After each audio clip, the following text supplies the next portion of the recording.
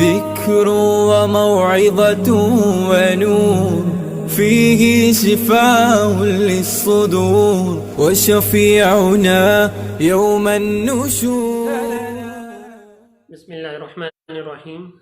نحمده ونصلی علی رسولہ الکریم اما بعد فاعوذ باللہ من الشیطان الرجیم بسم اللہ الرحمن الرحیم.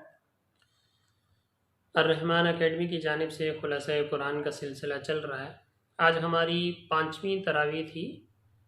اسی حوالے سے 5واں سوا سپارہ جو کہ 6 سپارے لا یحب اللہ سے شروع ہو کر سورۃ المائدہ جہاں پہ 7ویں پارے کے شروع میں ختم ہو رہی وہاں تک یہ سوا سپارہ تھا. اس کا خلاصہ آج آپ حضرات کے سامنے مختصر پیش کیا جائے گا.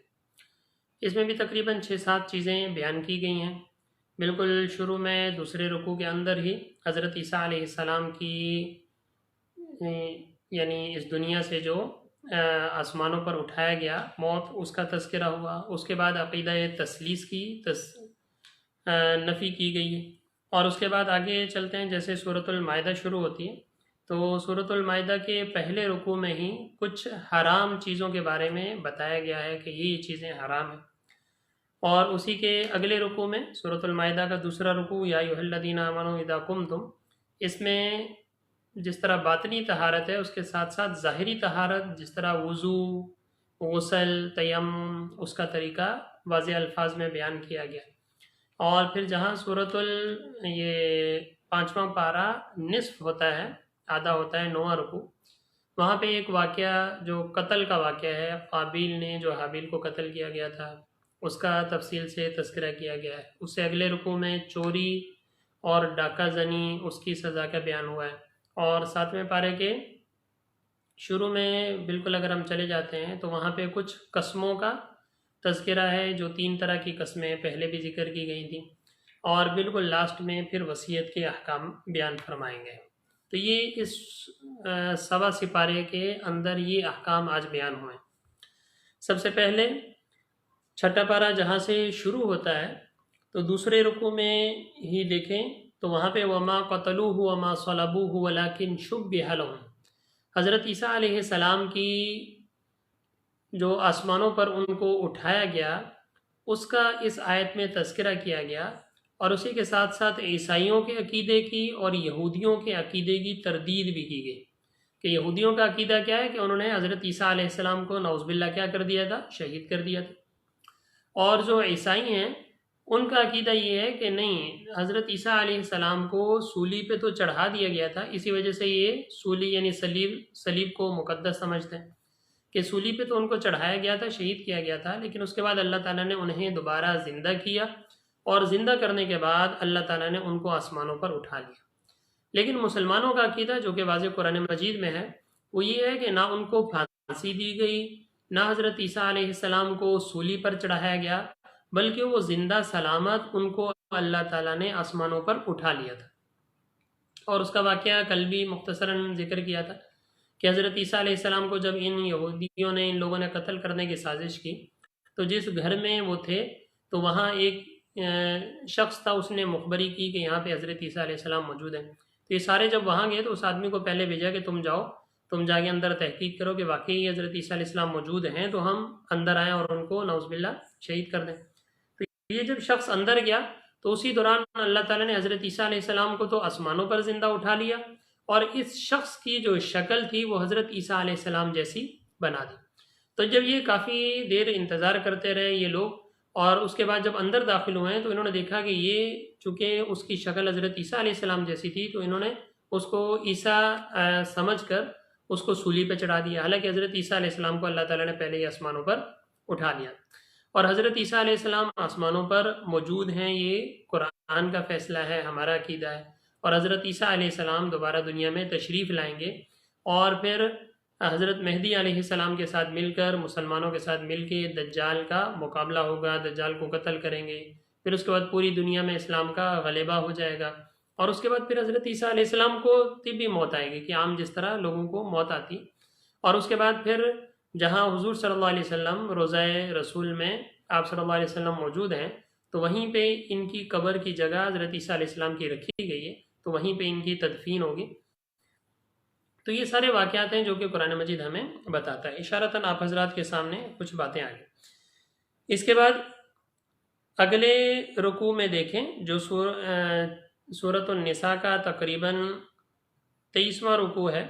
کہ اس میں عقیدہ تثلیث کی تردید کی گئی۔ یا اہل الکتاب لا تغلوا فی دینکم ولا تقولوا علی اللہ الا الحق انما المسیح عیسی ابن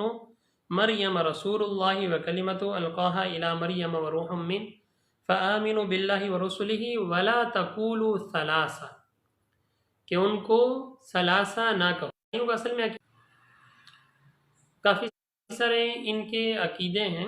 اس میں ایک یہ بھی ہے کہ کہ اللہ تعالیٰ اور حضرت عیسیٰ علیہ السلام اور حضرت مریم علیہ السلام یہ تینوں کا مجموعہ مل کے نعوذ باللہ یہ خدا کے قائل ہیں۔ لیکن قرآن مجید نے اس کی تردید کی ہے کہ نہیں، تثلیث کا کوئی عقیدہ نہیں ہے، بلکہ اللہ تعالیٰ ایک ہی ہیں، اور حضرت عیسیٰ علیہ السلام اللہ تعالیٰ کے بندے ہیں۔ جس طرح کہ ان کی پیدائش کا تذکرہ بھی آیا تھا کہ انہوں نے پیدا ہوتے ہی کیا کہا تھا کہ انی عبداللہ، کہ میں تو کیا ہوں، اللہ کا بندہ ہوں۔ تو یہاں عقیدہ تثلیث جو عیسائیوں کا عقیدہ ہے اس کی تردید فرمائی گئی۔ اس کے بعد آگے چلتے ہیں تو جہاں سے سورۃ المائدہ شروع ہو رہی ہے، مدنی سورت ہے، اس کے پہلے رکوع میں ہی اللہ تعالیٰ نے حرمت علیکم المیتۃ والدم ولحم الخنزیر وما اہل بہ لغیر اللہ والمنخنقۃ والموقوذۃ والمتردیۃ والنطیحۃ، یہاں سے کافی ساری حرام چیزوں کو کیا کیا ہے، بیان فرمایا ہے کہ حرمت علیکم المیتہ، کہ تم پہ مردار حرام قرار دیا گیا۔ امت محمدیہ کے لیے مردار یعنی وہ جانور جو ذبح کیے بغیر خود ہی مر جائے، یا اس کو گلا گھونٹ کے مار دیا جائے، یعنی ذبح نہ کیا جائے شرعی طریقے سے، یا اس کو ذبح تو کیا جائے لیکن اللہ کا نام نہ لیا جائے اس پہ، یا یہ کہ وہ کہیں پہاڑ سے لڑک کے گر کے مر جائے، یا یہ کہ وہ پانی میں ڈوب کے مر جائے، یا یہ کہ جانور آپس میں لڑے اور ایک نے دوسرے کو مار دیا۔ تو یہ ساری صورتیں جو ہیں یہ ساری مردار کے عوض میں آتی ہیں۔ تو ایسے جانور کو کھانا حلال نہیں ہے، بلکہ حلال کب ہوتا ہے؟ جب اس کو شرعی طریقے سے اللہ کا نام لے کر ذبح کیا جائے، کہ وہ جانور کہ جن کو کھانا حلال ہے، جس طرح کہ بکری ہو گئی، گائے ہو گئی، بیل ہو گیا، اونٹ ہو گیا، صحیح، ہرن بھی حلال جانور ہے ہو گیا۔ تو اس طرح کے یہ جو حلال جانور ہیں ان کو جب شرعی طریقے کے مطابق ذبح کر دیا جائے، یا دوسری شکار کی صورت آتی ہے وہ پھر الگ ہے ہرن وغیرہ کے بارے میں، لیکن ان کو اگر شرعی طریقے کے مطابق بالکل ذبح کر دیا جائے اور ذبح کرتے وقت ان پہ اللہ کا نام لیا جائے تو تب یہ ذبح شرعی معتبر ہے، وگرنہ یہ حرام کے مردار کے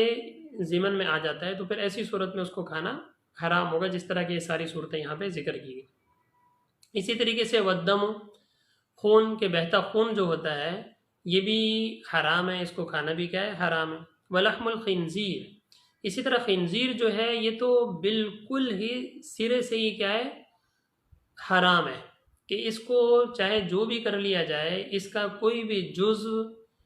چاہے اس کے بال ہیں، چاہے اس کی کھال ہے، چاہے اس کا گوشت ہے، کسی چیز سے بھی نفع حاصل کرنا جائز نہیں ہے۔ یہ تو یعنی سب سے گندہ جس کو آپ کہہ لیں کہ یہ خنزیر ان چیزوں میں اس کو کیا کیا گیا ہے، شمار کیا گیا۔ وما اہل بہ لغیر اللہ، اسی طرح وہ جانور جن کو غیر اللہ کے لیے کیا کر دیا جائے، ذبح کر دیا جائے۔ اس کی بھی مختلف صورتیں، یعنی مثال کے طور پہ کہ غیر اللہ کا ہی نام لیا گیا اور غیر اللہ کے نام پہ ہی ذبح کیا گیا، اللہ کا نام نہیں لیا گیا، تو ایسی صورت میں یہ جانور بھی کیا ہو جائے گا، حرام ہو جائے گا، یہ شرعی لحاظ سے اس کو ذبح قرار نہیں دیا جائے گا۔ تو اس آیت میں 5-6 صورتیں اللہ تعالیٰ نے بیان فرمائی ہیں کہ یہ ساری چیزیں جو ہیں اگر اس طریقے سے ہوں گی، اگر اس طریقے سے ان کو ذبح کیا جائے، یا اس طریقے سے یہ جو مردار ہے، تو یہ سارے حرام صورتیں ہوں گی، ان میں کوئی بھی حلال نہیں ہوگی۔ حلال صرف وہی ہے کہ وہ جانور کہ جن کو کھانے کے لیے اللہ تعالیٰ نے مشروع کیا، ان کو اگر شرعی طریقے کے مطابق اللہ کا نام لے کے ذبح کر دیا جائے تب تو ان کا کھانا حلال ہے، مگر نہ اگر کوئی جانور خود ہی اپنی موت مر جائے، یا پہاڑ سے گر کے مر جائے، یا جانور آپس میں لڑے اور سینگ مار دیا دوسرے جانور کو اس طور پہ مر جائے، یا گلا گونڈ دیا کسی جانور کا اس طریقے سے مر جائے، تو یہ سارے جانور جو ہیں یہ مردار کے ضمن میں آتے ہیں۔ اس کے بعد سورۃ المائدہ کا اگلا رکوع دیکھیں، یا ایھا الذین آمنوا اذا قمتم الی الصلاۃ فاغسلوا وجوہکم، کہ جس طرح انسان باطنی چیزوں سے پیچھے منع کیا گیا نا کہ یہ چیزیں کھانا حرام ہے، ان کے کھانے سے باطن کیا ہو جاتا ہے، انسان کا گندا ہو جاتا ہے۔ خنزیر دیکھیں، جن ممالک میں خنزیر کا گوشت کثرت سے کھایا جاتا ہے یا مردار کھائے جاتے ہیں تو ان کا اثر ان کے باطن پہ بھی پڑتا ہے۔ اسی وجہ سے دیکھیں ہر چیز کا فرق ہی وہاں پہ ختم ہو گیا، محارم غیر محرم کا، جو جانور اور انسانوں میں بظاہر کوئی فرق نظر نہیں آتا۔ تو جس طرح اسلام نے باطنی نجاستوں سے منع کیا، اسی طرح ظاہری لحاظ سے بھی انسان نے پاکی کا حکم دیا۔ یہ جو سورۃ المائدہ کا دوسرا رکوع ہے اور چھٹے سپارے کا 5واں رکوع ہے، چھٹا رکوع ہے، اس میں وضو کا طریقہ بیان فرمایا گیا، اس میں غسل کا طریقہ بیان فرمایا گیا، اور اگر پانی مہیا نہ ہو تو تیمم کا طریقہ بیان فرمایا گیا۔ وضو کا طریقہ سارے سمجھتے ہیں کہ وضو کے 4 فرائض ہیں، پیشانی سے لے کے ٹھوڑی تک، ایک کان کے لو سے دوسرے کان کے لو تک، پورے چہرے کا دھونا، دونوں ہاتھوں کو کونیوں سمیت دھونا، چوتھائی سر کا مسح کرنا، دونوں پاؤں ٹخنوں سمیت دھونا، یہ وضو کے فرائض ہیں۔ اسی طریقے سے غسل کے 3 فرائض ہیں کہ کلی اچھی طریقے سے کرنا، جس کو غرغرہ کہتے ہیں، ناک میں اچھی طریقے سے کچھی ہڈی تک پانی ڈالنا، اور پورے جسم پر کیا کرنا، پانی بہانا۔ تو یہ غسل کے 3 فرائض ہیں۔ یعنی وضو کب فرض ہوتا ہے؟ جب انسان چھوٹی ناپاکی لاحق ہو جائے، جس طرح پیشاب وغیرہ ہے، صحیح، یہ چیزیں کہ ان سے انسان کی چھوٹی ناپاکی ہوتی ہے تو وضو سے وہ ناپاکی دور ہو جاتی ہے۔ اسی طریقے سے اگر انسان کو جنابت لاحق ہو گئی، بڑی ناپاکی لاحق ہو گئی، تو اس کے لیے پھر انسان کو کیا کرنا پڑتا ہے؟ غسل کرنا پڑتا ہے۔ تفصیلات اس کی آپ سنتے رہتے ہیں۔ اور اگر کوئی ایسا موقع پیش آ جائے کہ انسان کو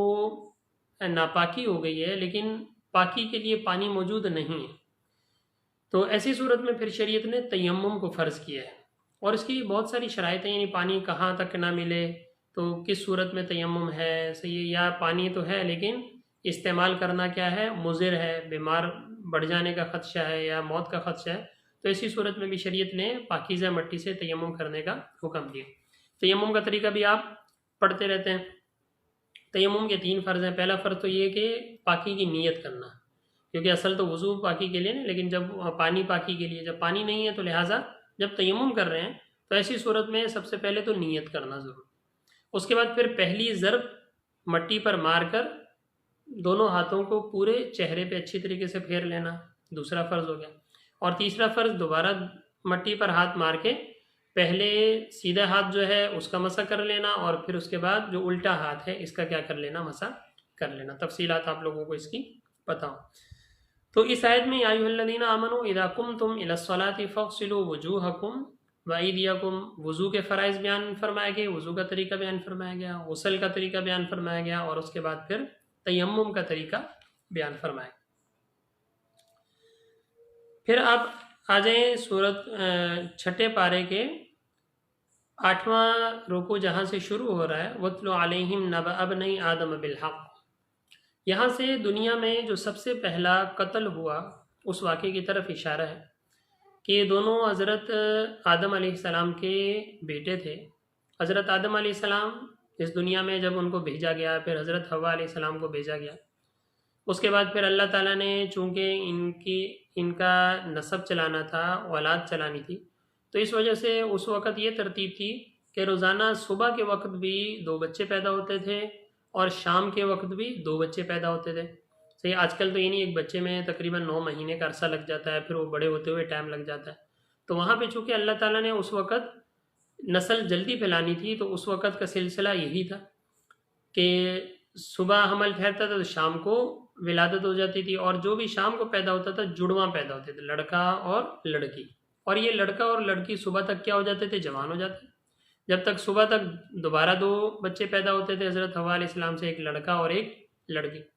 اب چونکہ لڑکا اور لڑکی یہ دونوں جو ایک حمل سے ٹھہرے تھے، یہ آپس میں بہن بھائی قرار دیے جاتے تھے۔ مثال کے طور پہ شام میں 2 بچے پیدا ہوئے لڑکا لڑکی تو وہ آپس میں بہن بھائی، اور صبح کے وقت 2 بچے پیدا ہوئے لڑکا لڑکی تو وہ آپس میں بہن بھائی۔ لیکن یہ دونوں جو شام میں پیدا ہوئے ہیں اور صبح میں پیدا ہوئے ہیں، ان دونوں کا آپس میں بہن بھائی کا رشتہ نہیں سمجھا جاتا۔ پھر صبح جو لڑکا ہوتا تھا اس کا شام والی لڑکی سے، اور جو شام کو لڑکا پیدا ہوا اس کا صبح والی لڑکی سے کیا ہو جاتا تھا، نکاح ہو جاتا، تاکہ نسب جو ہے وہ سلسلہ جلدی سے چلتا ہے۔ اسی طرح حابیل پیدا ہوئے تو حابیل کے ساتھ جو ان کی بہن تھی وہ بڑی یعنی زیادہ خوبصورت نہیں تھی، اور جو قابیل پیدا ہوا اس کے ساتھ جو بہن پیدا ہوئی وہ بڑی خوبصورت تھی۔ اب قابیل کے دل میں یہ بات آئی، بھئی میری تو بہن ہے، یہ تو اس سے نکاح کرے گی اور اس کو اتنی خوبصورت بیوی مل جائے گی، اور اس کے ساتھ جو پیدا ہوئی ہے وہ اتنی اچھی نہیں ہے، تو مجھے اتنی اچھی بیوی نہیں ملے گی۔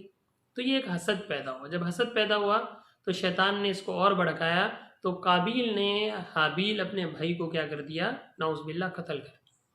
تو یہ دنیا کا سب سے پہلا قتل تھا جو اس روئے زمین پر لاگو ہوا، اور اسی وجہ سے آئندہ قیامت تک یا جو بھی اب اس وقت سے لے کے قیامت تک جو بھی قتل کرے گا تو اس کا گناہ اس کو بھی ملتا رہے گا، کیونکہ یہ طریقہ جو ہے قابیل نے کیا کیا تھا، جاری کیا۔ تو اس رکوع میں اس واقعے کو تفصیل سے بیان کیا ہے، اور پھر اس سے جو اگلا رکوع ہے 10واں رکوع ہے، اس میں اس سے تھوڑا سا پہلے اور اس کے بعد جہاں وَالسَّارِقُ وَالسَّارِقَةُ کہ چوری اور ڈاکے کی سزا کو بیان کیا گیا، کہ دیکھیں کل بھی آیا تھا کہ شریعت نے مسلمانوں کے عزتوں کو ان کو بڑا تحفظ دیا ہے۔ اگر کوئی شخص عزت کو پامال کرے گا، چاہے مال کی صورت میں چاہے جان کی صورت میں، تو شریعت نے اس کی بڑی کڑی سخت سزا رکھی۔ چوری ہے کہ آپ نے کسی کا مال جا کے چپکے سے کیا کر لیا، چرا لیا، چوری کی، اس کے مال کا تحفظ آپ نے نہیں کیا، تو اگر چوری ثابت ہو جاتی ہے شرعی لحاظ سے تو ایسی صورت میں شریعت نے سزا رکھی ہے کہ اس شخص یعنی چور کے ہاتھ کو کیا کر دیا جائے، کاٹ دیا جائے۔ پوری اس کی تفصیلات ہیں، اس کے مطابق کیا کیا جائے گا، یہ حد سرقہ جاری کی جائے۔ یہ تو چونکہ چور خود بھی ڈرتا ہے، اس وجہ سے وہ چپکے سے آ کے کسی کی چیز چرا کے لے گیا۔ اسی طرح دوسرا ہوتا ہے جس کو ہم کہتے ہیں ڈاکہ زنی، کہ لوگ آئے اور آ کے زبردستی گن پوائنٹ پہ کسی کا مال چھین کے لے گئے، یا گن پوائنٹ پہ کسی کو مار کے چلے گئے، تو ان کی سزا سخت ہے، کیونکہ انہوں نے یعنی دناتے پھر رہے ہیں اور انہوں نے امن کو کیا کیا ہے، پامال کیا ہے، ڈرتے نہیں ہیں نا، کیونکہ چور تو ہے وہ تو چلو ڈر رہا تھا، باقی یہ لوگ تو یعنی ڈرتے ہی نہیں ہیں، انہوں نے تو پورے ملک کا امن کیا کیا ہوا ہے، تباہ کیا ہوا ہے۔ جس طرح آج کل کراچی کے حالات دیکھ لیں، دیگر جگہوں کے حالات دیکھ لیں، کہ جب دل کیا آ کے سب کچھ چھین کے لے گئے، جس کو دل کیا گولی مار کے چلے گئے، تو یہ ڈاکے کے ضمن میں آتا ہے، اور ڈاکے کی سزا شریعت نے بڑی سخت رکھی، کیونکہ انہوں نے یعنی بدماشی کر کے پورے ملک کے امن کو کیا کیا ہے، تباہ کیا ہے۔ تو لہٰذا شریعت نے پہلے کہا ہے پہلے تو ان کو سولی پہ چڑھایا جائے، اگر یہ پکڑے جائیں اور واقعی ان کے اوپر حد جاری ہو جائے کہ واقعی انہوں نے یہ جرم کیا ہے، تو سب سے پہلے تو اسلامی عدالت جو ہے ان کو سولی پہ چڑھائے گی۔ جب سولی پہ چڑھانے کے بعد پھر نیزے سے ان کو پیٹ کو کیا کر دیا جائے، پھاڑ دیا جائے گا، تاکہ پوری دنیا کو کیا ہو، عبرت ہو کہ آئندہ جو بھی امن کو خراب کرے گا تو اس کے ساتھ یہی سلسلہ کیا جائے گا۔ تو شریعت نے مسلمانوں کو، اسلام کو، لوگوں کو، انسانوں کو تحفظ فراہم کیا، اور جو تحفظ کے درمیان جو بھی رکاوٹ بنے گا تو اس کی شریعت نے بڑی سخت سزا رکھی۔ یہ جو ملحدین ہیں، دوسرے لوگ ہیں، الٹی سیدھی باتیں کرتے ہیں، دیکھو اسلام نے ایسی سخت سزائیں رکھی ہیں۔ بھئی اسلام نے سخت سزائیں اس لیے رکھی ہیں تاکہ جرم کا داعیہ ہی پیدا نہ ہو۔ اگر کسی ایک آدمی کو اسلامی حکومت جو ہے وہ سرعام اس کو سزا جاری کر دے تو اس کا نتیجہ کیا ہوگا کہ باقی جتنے بھی لوگ ہیں، باقی جتنے بھی الٹے سیدھے کام کرنے والے لوگ ہیں، سب کو عبرت حاصل ہوگی اور کوئی بھی ایسا جرم کرنے کا ارتکاب نہیں کرے گا۔ اگر ایک دفعہ حد سرقہ جاری کر دی جائے، کسی چور کے ہاتھ کو سرعام کاٹ دیا جائے، میڈیا پہ دکھا کے، ہماری گورنمنٹ، ہماری عدالتیں اگر یہ سزا جاری کر دیں تو مجال ہے کسی کی دوبارہ جرت بھی نہیں ہوگی کہ اس طرح کی حرکت کر سکے۔ اور یہ جو ڈاکو ہیں، ڈاکے مارتے پھر رہے ہیں، اگر ان کو ایک دفعہ اس طرح سولی پہ چڑھا کے شریعت کے مطابق ان کو سزا دی جائے، دوبارہ کسی کی جرت نہیں ہوگی کہ وہ اس طریقے سے کیا کر سکے، کوئی حرکت کر سکے۔ تو شریعت نے ان کی بڑی سخت سزائیں رکھی۔ اس کے بعد آپ 7ویں پارے کے شروع میں آئیں۔ 7واں پارہ جہاں سے شروع ہوتا ہے اس کا دوسرا رکوع دیکھیں تو یہاں لا یؤاخذکم اللہ باللغو فی ایمانکم ولکن یؤاخذکم بما عقدتم الایمان۔ کل بھی یہ بات آئی تھی کہ 3 قسم کی قسمیں ہیں۔ ایک یمین غموس ہوتی ہے. یمین غموس کہتے ہیں کہ ماضی کے کسی واقعے پہ جان بوجھ کے جھوٹی قسم کھا لینا. تو ایسی صورت میں گناہ بھی ہوتا ہے لیکن اس پہ کفارہ تو نہیں ہے، گناہ ہوتا ہے. مثال کے طور پہ پتہ تھا کہ اس نے یہ کام نہیں کیا اور قسم کھا لی کہ ہاں میں نے یہ کام کیا تھا، تو چونکہ جھوٹی قسم کھائی ہے تو لہٰذا اس وجہ سے اس کو گناہ تو ہوگا لیکن اس پہ کفارہ وغیرہ نہیں ہو. دوسری قسم کی قسم ہوتی ہے کہ غلطی سے قسم کھا لی، یعنی پتہ ہی نہیں تھا، یمین لغو جسے کہتے ہیں کہ ماضی کے کسی واقعے پر یعنی نا علم ہونے کے وجہ سے قسم کھا لی، بعد میں پتہ چلا یار میں نے جو قسم کھائی تھی وہ تو کیا تھی، جھوٹی تھی.